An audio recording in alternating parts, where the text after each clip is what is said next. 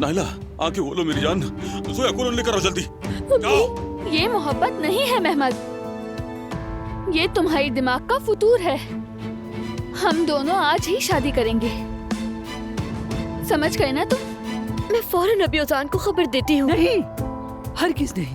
आप मुझे उसकी जान ना लेने की कोई भी एक वजह बता दें। सुनो, यहाँ भी बहुत बुरी बात हो गई है। जुमाना दादी यहाँ ही है हाँ क्या? यही है, तुम पुरसुकून रहो, यही है। अब क्या होगा यास्मीन, उन्होंने तो हमारी बात भी नहीं सुनी। तुम फिक्र मत करो, उमर किसी न किसी तरह अपने बाबा को समझा देगा।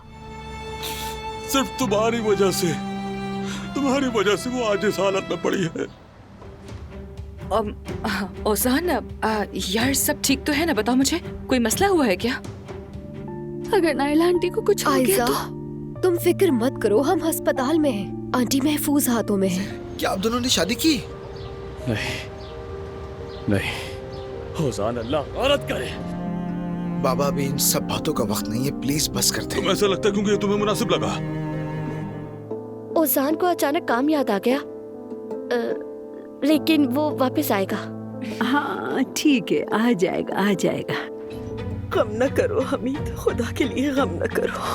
मैं अपने खानदान की इज्जत और शराफत किसी के हवाले नहीं होने दूंगा, किसी सूरत में। जो भी ये करेगा, चाहे मेरा बेटा ही क्यों ना हो नाइला।